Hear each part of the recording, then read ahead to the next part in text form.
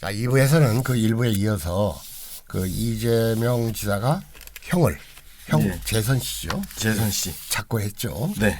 그 재선 씨를 강제 입원시켰다. 네. 정신병원에. 예.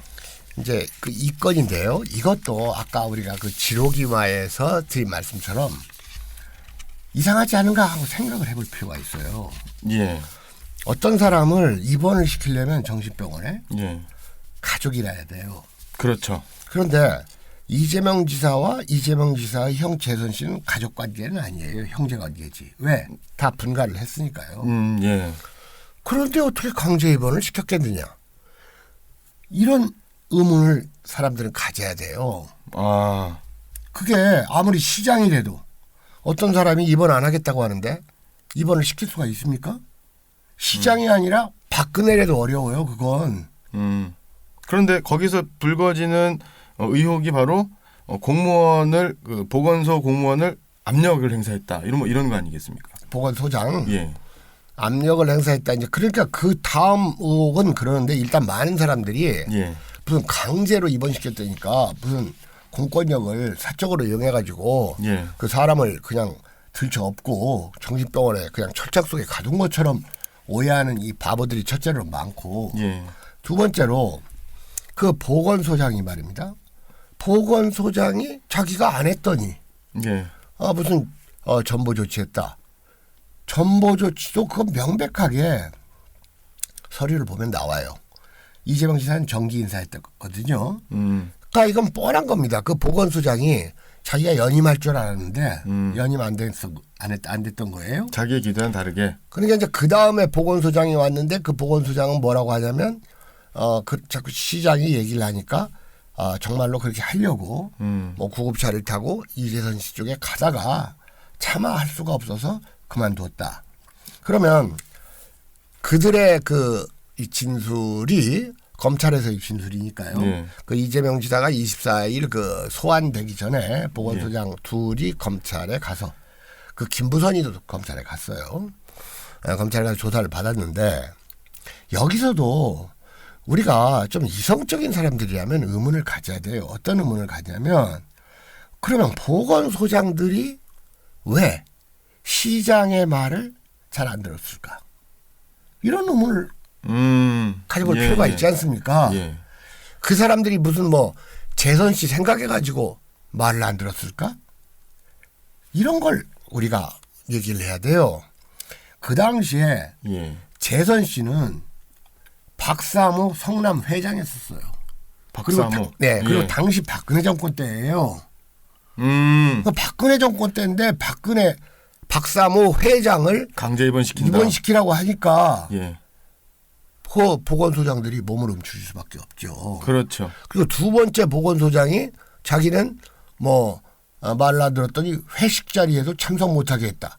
그런 누추한 변명이 어디 있습니까? 회식 끝까지 지가 가면 가고 안 가면 안 가고 무슨 회식을 시장들하고 보건소장이 다 모여서 회식해야 돼요? 집에서 밥이나 먹으면 됐지. 예. 말이 안 되는 변명거리 아니에요. 예. 이렇게 변명이 누추하잖아요. 그러면 거기에는 뭔가 숨기는 게 있는 거예요. 예. 자, 그래서 역시 또 우리가 얘기하면 안 될 것 같아서 지금 이재명 시장이 7남매입니다. 예. 그 이 시장이 그 7남매는 그 옛날에는 그렇게 많이 났잖아요. 저도 7남매예요. 예. 저도 7남매인데 그 이 시장은 이제 아들이 5인 것 같아요. 우리는 이제 아들이 3인데 제가 옛날 그 가족사를 읽어보다가 너무나 이게 정말 처참하고 그 다음에 연민이 솟아가지고 그 이재명 시장의 그 가족사에 대해서 아주 이렇게 참 그 연민이 그냥 솟구친다. 예. 사실 여부를 떠나서 이런 글을 한번 쓴 적이 있어요. 실제로 이재명 지사가 이제 페이스북에 나의 슬픈 가족사, 네네. 이재명 형수 쌍욕의 진실 뭐 이렇게 글을 네네. 올렸던 적이 있죠. 그래서 지금 제가 지금 파악한 바로는 그 이 지사의 큰형님은 일찍 작고를 하신 것 같아요. 예. 물론 아버지도 80년대 중후반에 돌아가시니까 자연히 삶이 어려울 수밖에 없었겠죠. 예. 그러니까 이제 이 지사한테는 둘째 형이 있고 셋째 형이 있는데 바로 이 셋째 형이 문제적 인물인 재선 씨예요. 예. 그런데 이런 그 가족 사이의 어떤 진실을 전하는데 누가 말하느냐가 중요한 거예요. 그럴 때 저는 봤을 때 이 진실을 말할 때 과연 누가 말하는 게 가장 그 신빙성이 있을까? 이런 걸 따질 때 이재명 지사의 그 셋째 형이 방금 재선 씨라고 했지 않습니까? 예. 근데 둘째 형님이 계시더구만요. 네, 둘째 재영 씨. 네, 그 둘째 형님이 오마이뉴스와 그 인터뷰를 그 대선 주자를 점검하는 기획 시리즈로 예. 인터뷰를 해서 그 털어놓은 이야기가 있어요. 저는 이 이야기야말로 가장 그 진실을 함유할 그 퍼센티지가 가장 높은 화자고 그리고 이 첫 둘째 형의 이야기를 읽어보니까 다 그럴듯해요. 의문이 안 생겨요. 그래서 그걸 좀 오늘 꼭 강제 입원권 하나만 말고라도 나머지 그 형수 욕설권 예. 그 다음에 그 형에다가 욕한 거 예. 이런 거에 대해서 한번 차분하게 한번 우리 강명희 선생님 예. 차분하게 한번 나랑 이렇게 번갈아 가면서 이 사실을 한번 그 우리 시청자들한테 알려주도록 하죠. 예.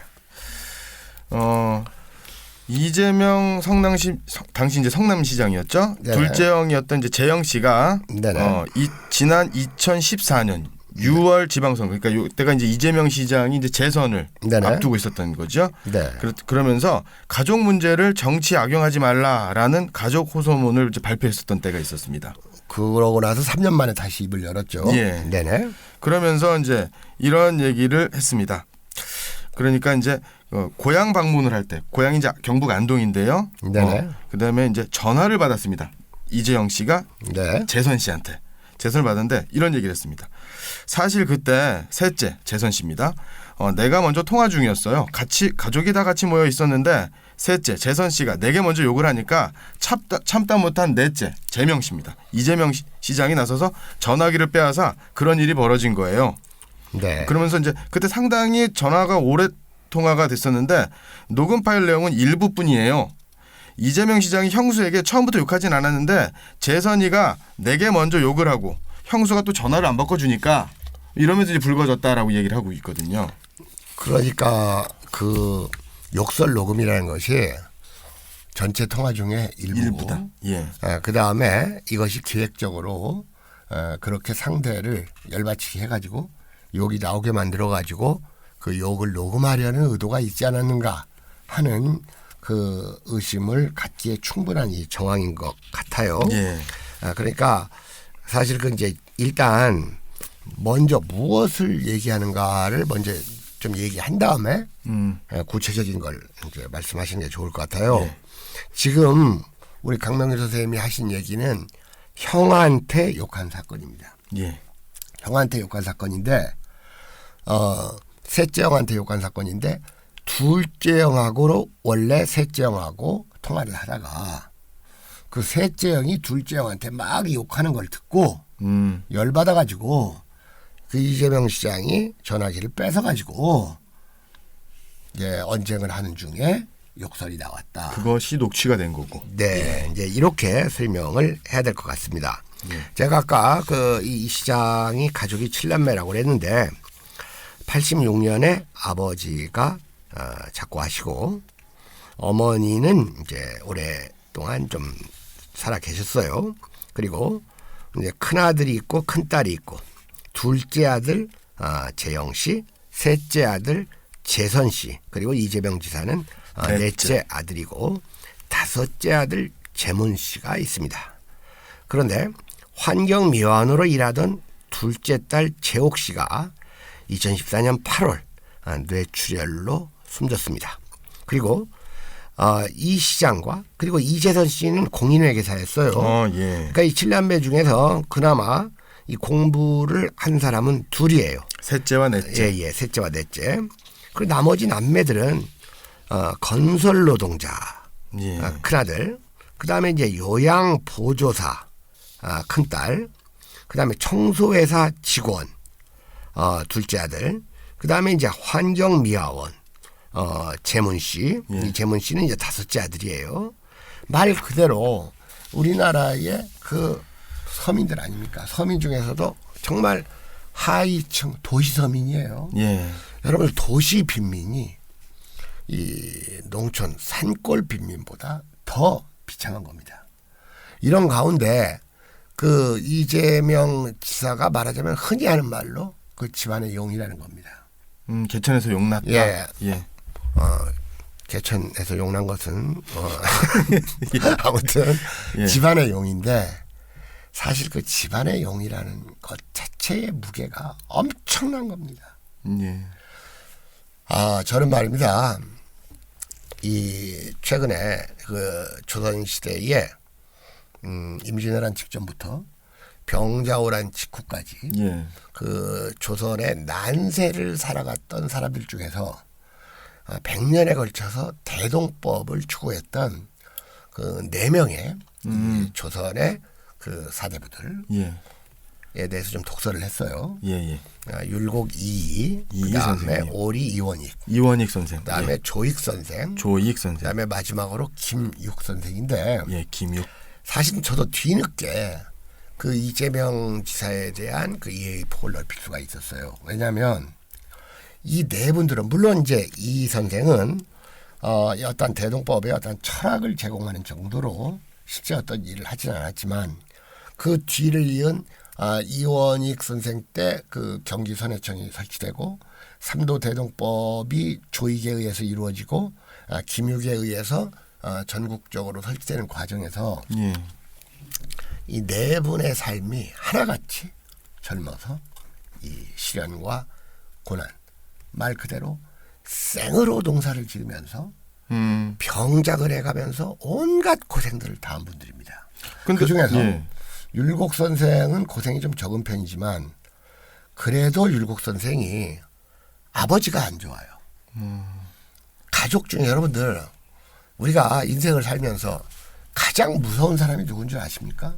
불합리한 가족이에요. 실제로 나한테 위해를 가하거나 나를 압박하거나 하는 놈들이 내 가족도 아니고 그러면 별로 어려울 것도 없어요. 예. 가족 중에서 불합리한 가족이 있으면 그것처럼 내 삶을 어려우게 하는 거 없습니다. 가족의 끈은 끊어버릴 수가 없지 않습니까? 그럼요. 예. 그러니까 이제 율곡 이 선생도 사실 아버지하고 별로 사이가 안 좋았어요. 그러니까 그 어머니가 돌아가시고 어머니 상을 치르고 나서 그냥 홀로 금강산에 들어가 버리지 않습니까? 중이 돼요. 그럴 때 아버지한테 말도 않고 가요. 그럼 그 부자 간의 사이가 어땠는가를 알겠죠. 예. 그리고 그렇게 유학 공부를 했고 13살에 이 과거에 합격했던 율곡이 그런 성리학적 소양이 풍부한 율곡이 중이 된다는 것은 그 사람의 그 어떤 그 현실 세계에 대한 그 어려움 이런 것들이 얼마나 컸는가를 알 수가 있어요. 예. 그러나 그 뒤를 잇는 그 이원익 선생, 조익 선생, 김육 선생들은 다 밑바닥 삶을 살면서 농사도 짓고 농사도 자기 농사를 짓지는 않았어요. 그럼 병작을 했죠. 옛날 조선시대에 이제 소작이라는 게 없고 지주가 따로 있고 이제 그 나눠 먹는 거예요. 예. 그러면서 특히 그 김육 선생 같은 분은 이사를 다니면서 정말 아무 연고도 없는 데로 이사를 가면서 가서 굴을 파고 살았던 사람이에요. 그러면서 그 15살의 나이에 가장이 됩니다. 15살의 나이에 할머니, 어머니, 남동생, 여동생을 둔 가장이 돼요. 그 삶이 얼마나 어려웠겠습니까? 근데 조익 선생도 그렇고 그래서 그 사람들은 어떤 국제적인 안목은 좀 적어요. 예. 그 임진왜란이나 병자호란의 와중에서 그리고 그 당시에 그 정통 사대부들 그 당시에 이제 그 약간 부끄럽긴 하지만 그 대동법의 취지는 찬성하지만 반대했던 그 아주 그 말하자면 그 뼈대가 있는 사람들로서 광산김 씨가 있어요. 예. 김집.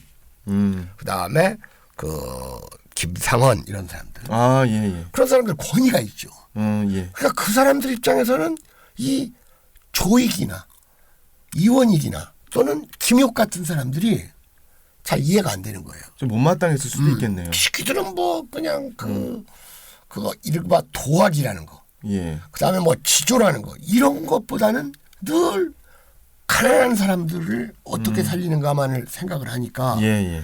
저 새끼들은 세계관이 없어 이런 생각을 할 수도 있겠더라고 겁니다. 그렇네요. 예.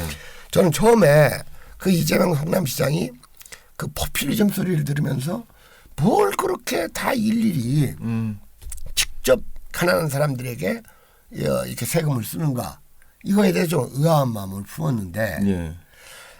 실제로 이재명 시장도 그런 삶을 겪어봤으니까 그런 밑바닥 그 서민들의 어려움을 아는 거예요. 정치적 이상보다는 현실 정치에 관심이 많았다. 그러니까 그런 이재명 시장한테 예. 정책을 잘 펴가지고 그런 서민들이 자활할 터전을 마련해 주는 게 옳지 그렇게 직접 도와줘야 되냐 이런 비판은 일면 합리적인 게 있어요. 예. 개혁에 반대하는 의견에는 합리성이 있는데 문제는 그런 합리성을 가지고 위장해 가지고 수구 반동적 저항 세력이 그런 합리성을 가지고 위장해 가지고 이재명 지사를 지금 공격하고 있다 그겁니다. 예. 그래서 저는 이러한 이재명 지사의 이 가정사 이런 걸 이해하고 이재명 지사가 이렇게 그 서민 위주의 예. 그리고 그 기득권자들의 그 비리와 횡포에 대해서 왜 그렇게 분노하고 그러는지를 그 조선시대에 그 대동법을 만들었던 그런 또 그러한 경세가들이 있었기 때문에 그 임진왜란과 병자호란의 그 난세에 그런 경세가들이 있었기 때문에 250년 이상을 조선이 국채를 존속시킬 수 있었겠다 하는 생각을 좀 해봤습니다. 예. 자 그러면 아까 하던 얘기를 좀 더 해가지고요.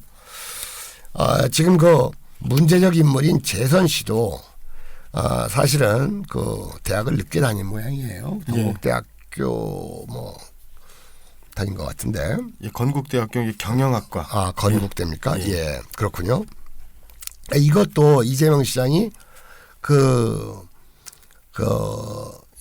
미리 검정고시를 통해 가지고 이제 그 대학을 가고 사법고시를 대고 그러니까 그 셋째형의 학비를 대줬다고 하는 것 보니까 뒤늦게 다닌 모양이에요. 그러니까 그때까지는 둘 사이가 그렇게 나쁘지 않았는데 아마 그 돈 문제를 가지고 그 셋째형이 그 자기가 거기에 그 어머니하고 같이 이렇게 소유됐던 돈을 꺼내서 쓰려고 하니까 그 이재명 시장은 그 어머니를 좀 보호하고 싶었던 마음이 있으니까 예. 돈을 못 주게 하면서부터 사이가 나빠졌다 이런 말을 했죠. 예.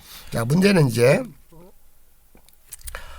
자꾸 이제 이재선 씨 쪽이 좀 이상해졌어요. 이 사람이 이상한 사람이라는 건 단적으로 어디서 나타나냐면 노무현 대통령을 그렇게 홍보해가지고 노무현 행사는 다 쫓아다니고 봉화마을까지 가고 이랬던 사람이 박사모가 됐다? 예. 그건 우리 상식으로는 이해가 안 되잖아요. 예, 맞습니다. 네. 예. 그리고 실제로 대학 다닐 때도 학생 운동에도 적극적이었고 그다음에 또 이제 졸업 이후에는 동생 이재명 씨와 함께 뭐 지역 사회 단체 활동도 굉장히 많이 했었고요. 네네. 예, 그랬었죠. 그래서 지금 이런 그 증언을 했습니다. 둘째 형이 셋째 그 재선이가 재성질을 못 이겨 막히는 게 있거든요.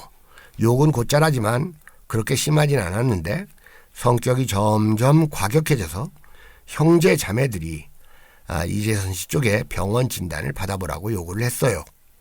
가족 일이라 숨기고 싶은 심정인데 우리도 오죽했으면 그랬겠어요. 당연히 셋째는 싫다고 하죠. 셋째는 본인이죠. 예. 셋째는 그 문제적 인물. 예. 지금 말하는 본인은 지금 둘째. 예. 당연히 그 싫다고 하죠. 본인. 상태가 심해져 재수 씨가 결국 입원시켰죠. 2014년에. 예. 그러니까 그 사람을 입원시킬 수 있는 사람은 그 사람의 부인과 그 사람의 자녀예요. 그런데 그 사람의 부인, 여기 박인목 씨라고 나왔어요. 그리고 딸, 이 사람들이 사인을 하니까 그것도 입원도 2달 했다고 그러더구만요. 저기 뭐 그 부곡 정신병원 예. 예. 에 2달 입원을 했다고 해요. 그리고 지금 그 이재선 씨가 엄마를 때렸다고 했잖아요. 예. 친모를 폭행했다.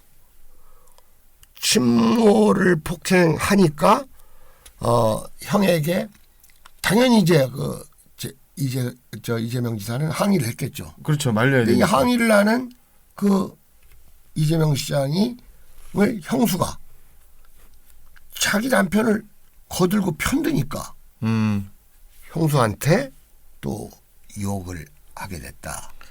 그런 상황이죠 지금. 예. 그러니까 뭐 이재선 씨가 자기 어머니를 폭행한 날 형에게 항의하면서 아까 말씀하셨던 것처럼 그거를 자기 남편 편을 드는 형수에게 예. 이제 맞대서 욕을 했다. 네네. 이런 거죠. 그래서 지금 형한테는 왜 욕을 했고 형수한테는 왜 욕을 했으며 어떻게 이 재선 씨가 정신병원에 가게 됐는가를 지금 살짝 지금 언급을 했어요. 네.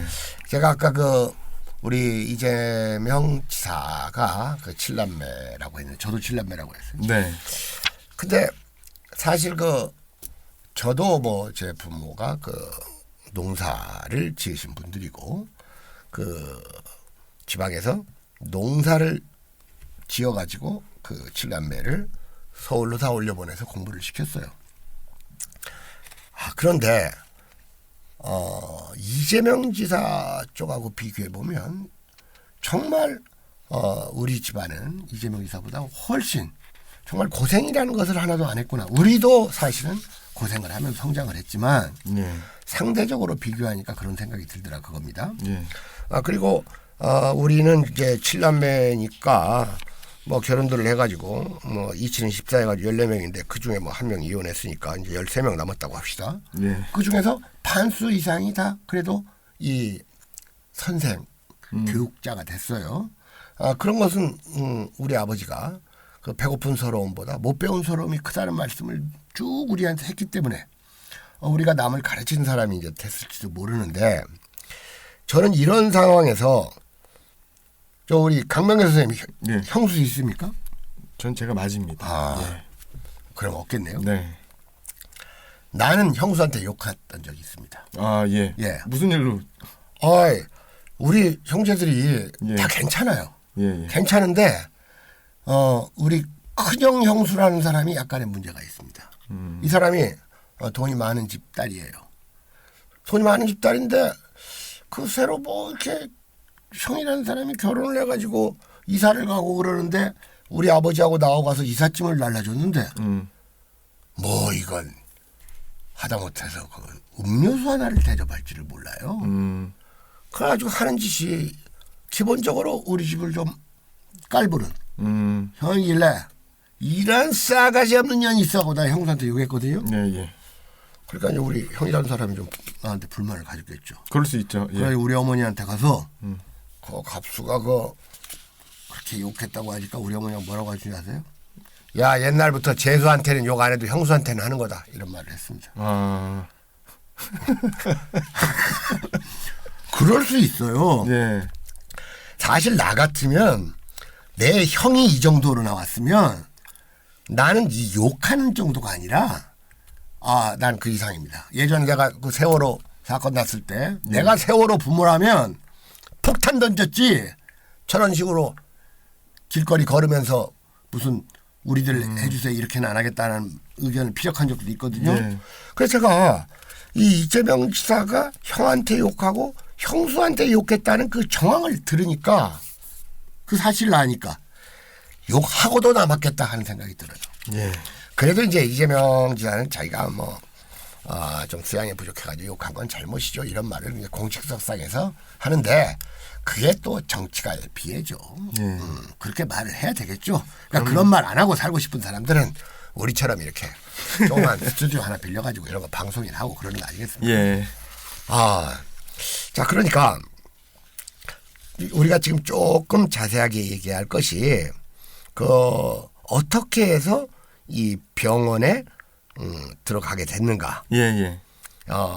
그것을 한번 약간 좀 자세하게 얘기를 해줘야 될 것 같아요. 예, 실제로 이제 이재선 씨는 네. 2014년 11월에 조울증 진단을 받았습니다. 네네. 그리고 병원에 약 30여일간 입원을 했던 적이 있고요. 네네. 이 조울증이라는 게 이제 조증과 우울증, 감정 기복이 되게 심한 네네. 정신장애인데, 하지만 이재선 씨가 2012년까지, 그러니까 입원하기 한 2년 전까지는 정신 건강에 문제가 없었고, 그다음에 오히려 당시 형제간의 갈등, 어머님과의 갈등, 그리고 2014년에 이제 교통사고를 당했는데 그런 스트레스까지 더해서 신경쇠약으로 입원하게 됐다고 주장을 했습니다. 요건 이제 이재선 씨의 주장이죠. 네, 그러니까 뭐 러시아가 가지고 뭐 이렇게 뭐 이게 뭐 폭행 사건에 연루도 되고, 그 다음에 그 뭐 덤프트럭 같은데 뭐 뛰어들기도 했다 이런 말이 들리는데, 이렇게 되고 무엇보다도 이재명 시장은 시정을 방해했잖아요. 계속 그러니까 그 자기 형하고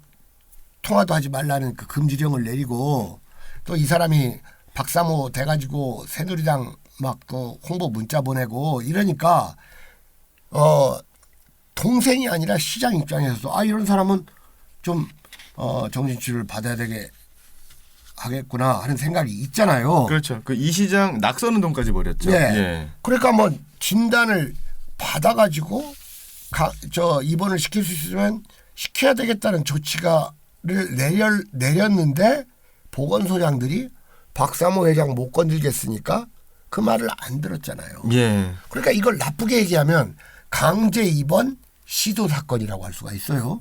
그렇네요. 예. 또는 강제 입원 미수 사건이라고 할 수는 있어요. 그런데 그 뒤에 그 재선 씨가 자기 집에서도 자기 부인하고 이렇게 막 폭행하고 그러니까 그 부인과 딸이 입원을 시킨 거 아닙니까? 예. 근데 이제 문제는 여기서 또 하나 우리가 논의할 것이, 그 이재명 지사의 부인 김혜경 씨가 예. 조카와 사이에 주고받은 전화 녹취가 있었어요. 예. 거기를 보면 너 작은 엄마한테 그럴 수가 있어 하고 이제 따져요, 조카한테. 그러니까 이재선 씨의 딸이 그 이재명 부부가 자기 아빠를 강제 입원시켰다 막 이런 말을 퍼뜨리고 다니니까 그 김혜경 씨가 이제 조카한테 전화를 한 것 같아요.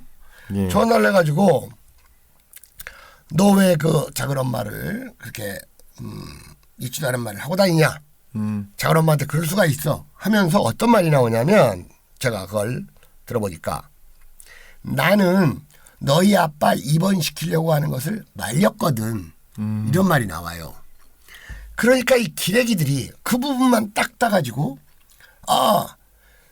이재명 시장이 강제 입원시키려고 하는데 이재명 시장 부인이 말렸다라고 말하는 걸로 봐가지고 예. 또 그 부분만 따서 얘기해요. 그러니까 아마 내가 정황을 추정해 보건데 이렇게 된 것 같아요. 이 시장이 우리 형 안 되겠어, 보건소 좀 진단 받아가지고 입원시켜야 되겠어. 그러니까 이제 부인 입장에서는 그것도 좀 너무하는 것 같으니까 당신이 간섭하지 마시오, 이렇게 했을 수는 있어요. 예. 그러나 그 강제 입원이 보건소장들의 증언 자체가 강제 입원이 안 됐다는 것을 증언한 증언이지. 예. 안 됐으니까 쥐들이 말 안 들었다고 그랬잖아요. 그러고 나서 나중에 그 가족들이 시킨 건데 이재명 시장이 강제 입원을 시킨 것처럼 그렇게 언론들이 보도를 하면 그건 안 되는 거죠. 예. 그래서 우리가 여기까지 그 강제 입원 건까지, 그리고 이재명 시장의 부인과 조카 사이에 있었던 그 떠돌아다니는 그 녹취, 이런 것들이 다 이제 법적으로 금지가 돼가지고 이것을 듣기가 거의 불가능하게 됐어요. 이걸 이제 이렇게 공개하거나 그러면 다 이 법적으로 처벌받게 다 판결을 얻어냈죠. 여기까지가 이제 이재명 지사에 대한 그 근거 없는 모함에 대한 이야기였습니다. 다시 말해서 기소된 사건들의 그 실상. 예. 뭐 기소된 사건들의 그 진실이 무엇인가 이것을 좀 이렇게 두서없이 예. 좀 얘기를 했습니다. 실제로 이제 이야기를 듣고 판단을 해보면 네네. 불기소가 되거나 무혐의 처분을 받는 게 당연한 거 아닌가라는 생각이 좀 들거든요. 그러니까 강제 입원권으로 이명박 박근혜 때 엮으려고 했어요. 예. 안 됐어요. 그 다음에 강제 입원권이 있고 그 다음에 이제 그 검사 그 사칭 방조는 이미 법으로 판결이 냈었어요. 예. 그런데 그런 것을 지방선거 토론회 과정에서 상대가 이렇게 일방적으로 매도하니까 그런 적이 없다. 예. 검사 사칭한 적 없다. 그 다음에 강제 입원시킨 적 없다. 이게 거짓말을 했다는 거예요. 거짓말을 한다는 것이 허위 사실 아닙니까? 예. 이걸로 엮어가지고 공직선거법으로 엮은 거예요. 네. 그러니까 공직선거법 아니면 명예훼손인데 다 법적으로 끝난 일이에요. 그렇죠. 그리고 실제로 지금 김영환이, 김부선, 공지영 얘들이 제가 보기에는 유죄 판결을 받아야 될 애들이에요. 또 이 사람들은 다 불기소 처분하고. 김영환 씨는 감옥 갈 준비도 돼 있다는 사람이 아닙니까? 그렇죠. 자기 말이 틀렸으면 감옥에 가야 돼. 근데 이제 아주 명언을 남겼더구만요. 자기가 착각을 했다고. 자, 그런데 이제 마지막으로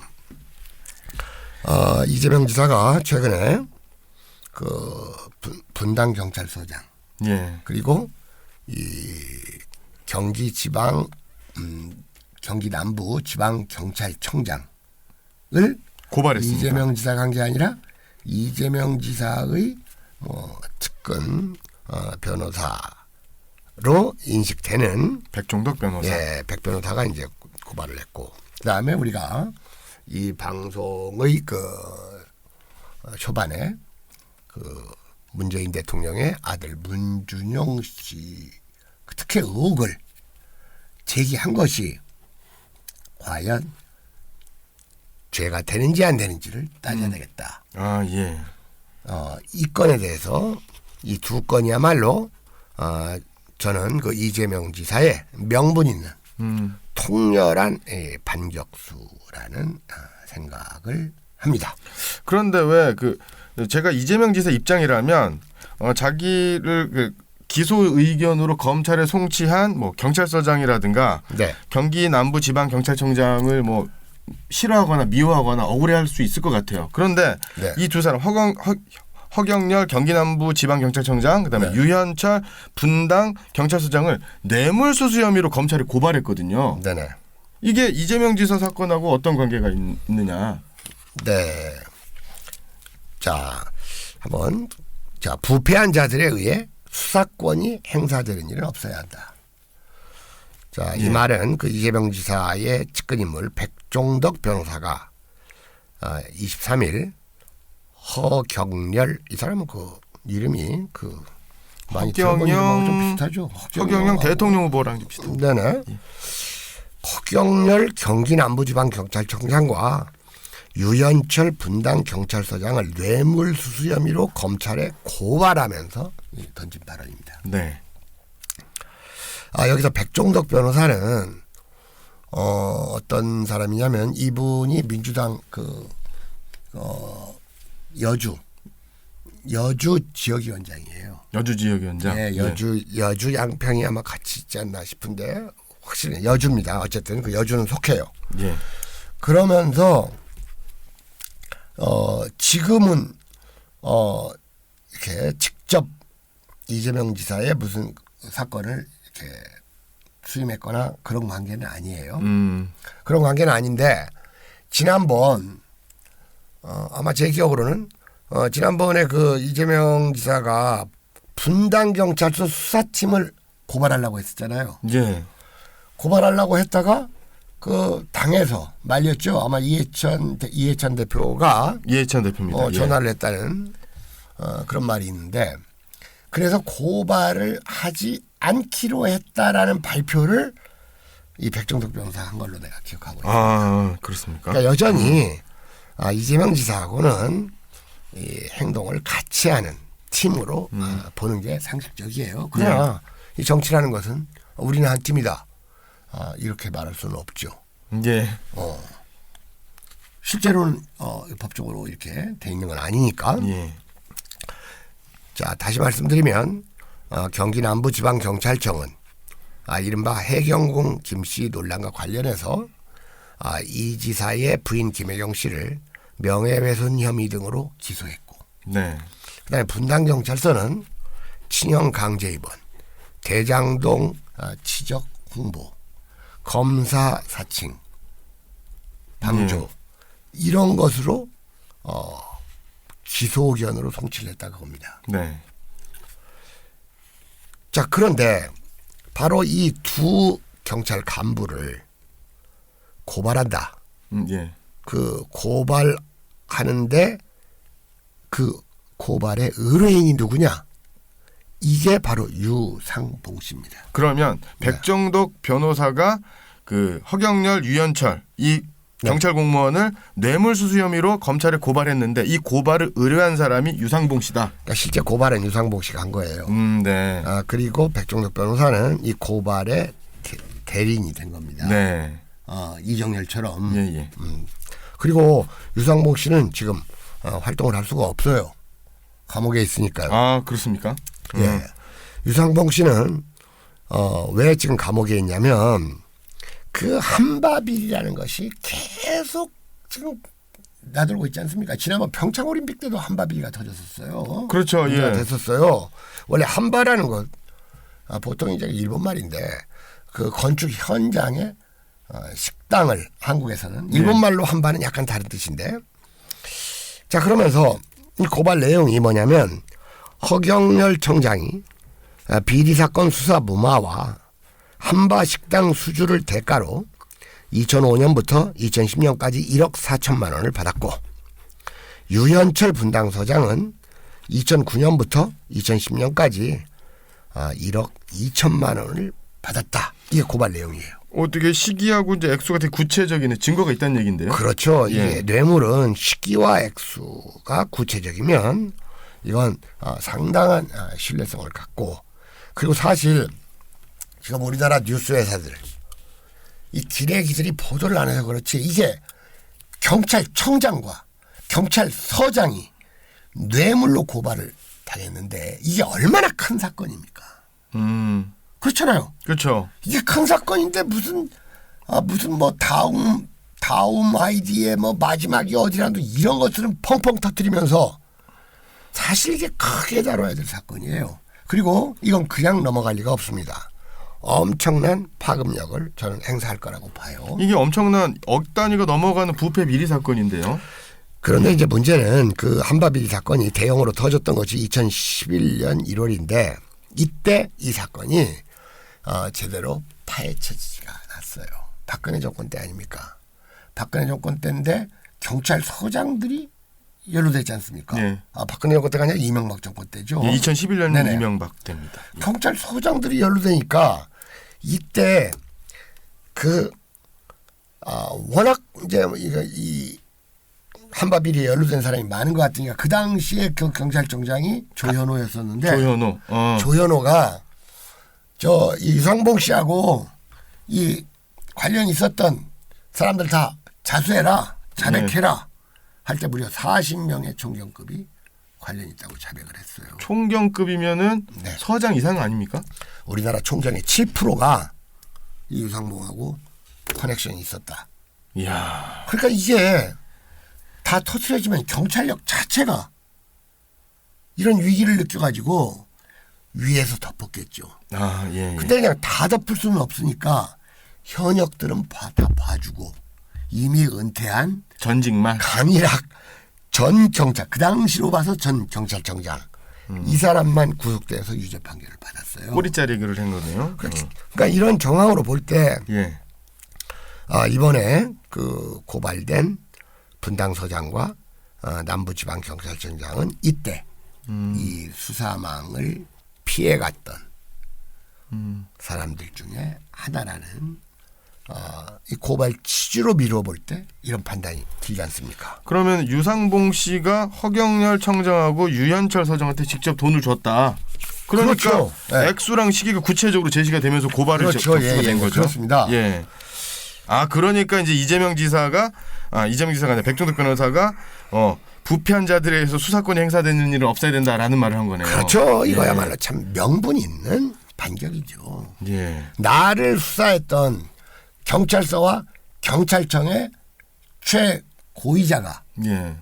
뇌물 먹은 부패자들이다라는 걸야말로 이 공권력 수사에 대한 아주 치명적인 반격이라고 저는 보고 네. 이것은 그냥 끝날 일이 아니라 그겁니다. 이건 수많은 경찰과 검찰 사람들을 아주 모골이 송연하게 하는 조치예요. 예. 그래서 1차 반격은 이렇습니다. 그리고 아까 우리가 이제 이 방송 초반에 얘기했던 대로 이 지사가 24일 페이스북에 아내를 고발한 측에서는 여기서 아내를 고발한 측에서는 이게 이정열 팀이죠. 네. 이정열과 궁차싸. 궁차싸. 궁차싸. 이 해경공닷컴. 나 이 사람들 뭐 하는 사람들인지 모르겠어요. 정체를. 예. 이름도 아주 예비하게 짓지 않습니까? 궁차싸. 궁차싸. 여기에서는 아내가 트위터 계정 주이고 첫째, 둘째 그 트위터로 문준용 씨 특혜 취업 의혹 글을 썼으며 세 번째로 그렇게 특혜 의혹을 비방한 것은 죄가 된다. 네. 라고 주장한다.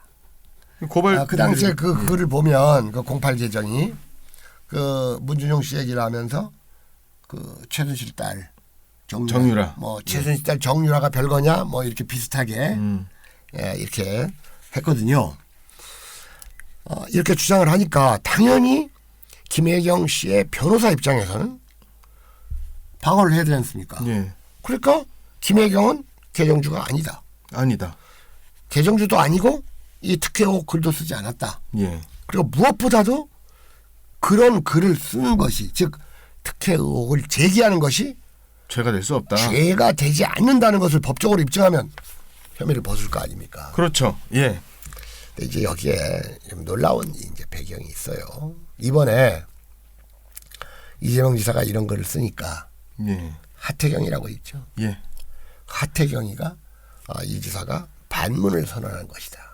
네네. 이런 말을 했지 않습니까? 예. 그러면서 이재명 지사가 탈당할 거다 이런 얘기도 막 들리고 그러거든요. 이제 증폭이 되는데 예. 어쨌든 이재명 지사는 끝까지 당에 남아서 당의 야당이 되는 것이 저는 그 전략적으로 가장 좋다고 봐요. 예. 근데 하태경이가 왜 그 말을 했냐면 하태경이가 옛날에 이 특혜 의혹을 제기를 했었어요. 특혜 의혹을 제기를 하니까 이 문준용 측에서 하태경이를 고소도 하고 제3자가 고발도 했어요. 저놈이 허위 사실을 제기하고 유포한다. 근데 하태경이 어떻게 된 줄 아세요? 어떻게 됐습니까? 다 무죄 판결 받았습니다. 무죄입니까? 네. 예. 그러면 하태경 의원이 무죄 판결을 받았다라고 하면 당연히 08 계정도 무죄죠. 그렇네요. 네네.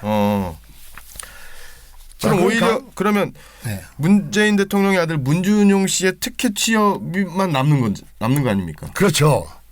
그러니까 이제 이 지사가 특히 트위터 글이 죄가 되지 않음을 입증하기 위해서는 먼저 특혜 채용 의혹이 허위임을 법적으로 확인한 뒤에 이를 바탕으로 허위 사실에 대한 명예훼손 여부를 가릴 수밖에 없다. 예. 그런데 보세요. 그러면서도 이제 이재명 지사는 특혜 채용이 허위고 나도 허위라고 생각하고 우리 부부도 그렇게 생각하고 그다음에 이런 거에 의해서 피해를 받은 문준용 씨한테 뭐 유감으로 생각한다. 예. 이런 말도 했거든요. 그러면서 뭘 유감으로 생각하냐 비겁하게 고개를 숙이냐 이런 반응도 있어요. 또 이재명 지사한테. 네. 근데 여러분들 싸움에는 방법이 있는 거예요. 전략도 있고 전술도 있어야 되고. 예. 저는 이재명 지사가 잘하고 있다고 봐요. 양면 작전인데 어쨌든 자 그런데 아까도 얘기했지만 이 문준용 씨 문제를 먼저 제기한 것은 이재명 지사가 아니라 이재명 지사를 고발한 이정열 변호사였어요. 이정열 변호사. 바로 이 건 때문에 이정열이 그 변호사 수임을 고만하니 더하느니 이게 생긴 겁니다. 그렇죠. 그래서 궁차사 대표한테 고발 그 수임을 받느냐 말느냐 이런 그러니까요. 얘기가 나온 거죠. 예. 근데 왜 이정열이 이 문준용 씨 특혜권을 가지고 문제를 삼았는지는 또 그 상황은 이해가 돼요. 왜냐하면 그 08 트위터는 첫째로 노무현 시체팔이하는 사람들을 비방합니다. 문바와 노바를 비난했다. 예. 그렇게 단정하지 마시라니까요. 노무현 시체팔이하는 사람들이라고만 얘기를 하세요. 예. 예. 그걸 문바 노바 그러면 노무현 시체팔이 논바 문바 중에서 시체팔이 안 하는 사람도 많은데 예. 말을 그렇게 확대하지 마시라니까요. 예, 알겠습니다. 노무현 시체팔이 한 사람들을 08 계정이 비난을 했어요. 예. 두 번째로 전해철을 비난했습니다. 전해철은 경선 후보였죠. 또. 네, 전해철이 자한당과 손잡았다. 아, 예. 그리고 전해철 때문에 경선이 똥물이 돼버렸다. 예. 그리고 세 번째로 아까 얘기했듯이 이 문준용 씨 특혜 취업을 비난했거든요. 예. 근데 문제는 이 세 가지 중에서 노무현 시체팔이한 놈들 나쁜 놈들이다. 그러면 그 놈들이 누구예요? 주어가 없죠. 특정인이 없잖아요. 예. 대상이. 그러니까 이건 먹힐 수가 없는 사안이에요. 고발 대상이 아닌데. 네네. 예. 두 번째로 전해철을 비방한 것은 전해철은 고발을 취하했어요. 예, 맞습니다. 고소를 취소했지 않습니까? 예. 그러니까 이제 써먹을 수 있는 것은 이 이정열 이 머리 나쁜 사람이 항상 머리 나쁜 사람들은 자기 생각이 항상 기발한 줄 알아요. 그런 공통점이 있습니다. 예. 우리가 어디 가서 말을 하거나 글을 쓸 때 막 기발하게 떠오르는 생각이 있죠. 예. 그 영감, 인스피레이션, 예. 뿌직뿌직하고 딱 떠오르죠. 예. 그런 건 말을 하지 말아야 돼요. 그리고 그런 거 글로 쓰지 말아야 됩니다. 왜? 남들도 다 떠오르는 거예요. 그게. 아, 예. 그러니까 이정열이 그런 식이에요. 지금 예. 여기에 바로 이재명 지사가 통렬하게 되치기를 한 것으로 저는 판단합니다. 다시 말해서 이정열 변호사와 이정열 변호사의 배후 세력에게 문준용 씨 특혜 채용 의혹이 이런 재판 과정에서 다시 세상에 부상되어도 좋냐? 하고 물은 거예요, 이게. 감당할 수 있겠어? 네네. 이거네요. 네. 자, 여기서 이 문준용 씨 특혜 채용 사건이 결말이 어떻게 났는지를 역시 법이라는 것은 내가 아까 얘기했듯이 수학이 아니라 문학이다 이런 말을 했잖아요. 예. 이때 2007년에 고용노동부에서 감사를 했습니다. 이 사건, 이 특혜 채용권에 대해서. 예. 어떤 결과가 나왔냐면 특정인을 취업시키기 위해 사전에 의도적으로 채용 공고, 형식 및 내용 등을 조작하였다는 확정은 발견되지 않았다. 그러니까 이게 보세요. 채용 공고, 형식 및 내용 등을 조작하였다. 이거 어떻게 이런 걸 조작해요, 처음부터. 그런데 이 확정은 예. 발견되지 않았다 해놓고 이렇게 잠정적으로 결론을 내리면서도 그러나 항상 문장은 중반 이후에 나오는 그러나 다음이 주제입니다. 예. 그러나 투명성과 합리성을 결의하게 되어 특혜 채용 의혹을 갖도록 한 것으로 보이며 예. 의혹을 갖도록 한 것으로 보이며 채용 절차 자체에는 문제가 있었다.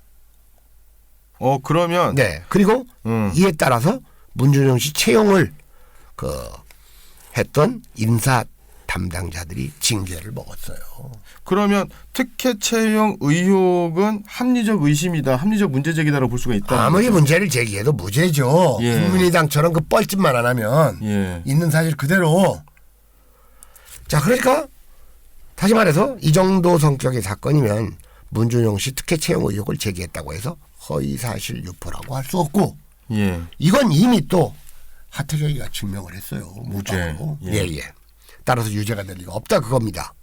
결국 이번에 이 건으로 그 08 트위터 계정을 고소한 이 궁차사하고 이정열은 헛짓을 한 것이다. 이 점을 간파해 가지고 이재명 지사는 이정열 측에 역공을 시도한 거거든요. 다시 말해서 이정열은 자기가 설치해 놓은 덫에 자기가 걸려버리고 말았다 그겁니다. 자승자박의 결과가 네네. 자, 나왔어요. 여러분, 아까도 말씀드렸듯이 이 밖에도 이재명 지사가 기소된 건 대장동 개발 그 허위 지적 과장 건, 검사 사칭 방조 건, 그리고 형 강제 입원 건 등에는 다 문서화된 방어 증거가 저는 있다고 봅니다. 그리고 이런 증거를 이재명 지사는 활용할 것 같고 거의 결백에 가깝다는 그 확신을 시청자 여러분도 가져도 좋을 것 같고, 우리나라의 사법체계가 최소한의 상식과 정의가 있다면 이재명 지사가 기소될 수는 없는 일이라는 생각을 해요. 네. 그러나 우리나라 검찰의 기소는 여론의 추이, 그리고 권력의 눈치를 보거나 권력의 은밀한 지시가 있어 왔던 것이 또 현실이고 보면, 그러나 설령 기소가 된다 하더라도 이재명 지사는 이런 건으로 받은 타격이 서서히 만회될 것이라고 봅니다. 자, 아무튼 이 두 경찰 간부에 대한 고발, 그리고 문준용 씨 특혜 채용 건을 거론한 것은 둘 다 명분 있는 반격수고 예상을 뛰어넘은 신통수라고 저는 평가합니다. 네. 끝으로 여러분들, 우리가 알아야 할 것은 이 정치 집단 내에 권력투쟁이라는 것은 이건 자연스러운 겁니다. 권력투쟁이 없는 정치 집단은 없어요. 정치인은 권력투쟁에서 이겨야지 성공을 합니다. 예. 정치가가 되려면 권력을 잡아야지 정치가가 되는 거지, 권력 없는 정치가는 정치가로서 실패한 거예요. 예. 단 이 권력투쟁의 방식이 헌신적이고 공공성을 지향하고 여기에 승리를 거둔 정치가가 위대한 정치가로 남는 겁니다. 예. 여러분, 정치가는 좋은 관료가 되기보다도 어렵고 좋은 실천 운동가가 되기보다도 어렵고 좋은 학자가 되기보다도 어려워요. 예. 이 셋이 가지고 있는 것을 다 그 반대급부를 또 동시에 가지고 있어야지 훌륭한 정치가가 되는 겁니다. 그래서 정치는 아무나 하는 게 아니에요. 따라서 피할 수 없는 권력투쟁이라면, 불가피한 권력투쟁이라면 해야 됩니다. 하되 여기 이정열 씨 측 사람들처럼 숨어서 하지 말고 얼굴 가리고 하지 말고 왜곡 조작하면서 하지 말고 이재명 지사처럼 이렇게 명분 있는 것으로 공공성을 지향할 수 있는 것으로 예. 저는 투쟁을 해서 이재명 지사에게 보다 높은 수준의 이 정치력이 주어지기를 지금으로서는 희망을 합니다. 자, 그래서 우리가 오늘 이 방송을 마치는 시간에, 우리가 오늘 방송을 시작할 때 아까 강명희 선생님이 시를 하나 읽었죠? 예. 개에 관한 영상. 갑자기 그 궁차싸 애들 하는 걸 보니까 그 시가 떠올라가지고 제가 그 시를 이걸 해왔는데, 오늘 이 어떤 이 정치가 지도자라는 거, 이것을 생각해보게 만드는 시를 한 편 마지막으로 낭송을 하고 오늘 방송을 모두 마치겠습니다. 백수론입니다. 여기서 백수는 온갖 짐승이라는 뜻인데요. 노창재 시인의 시입니다.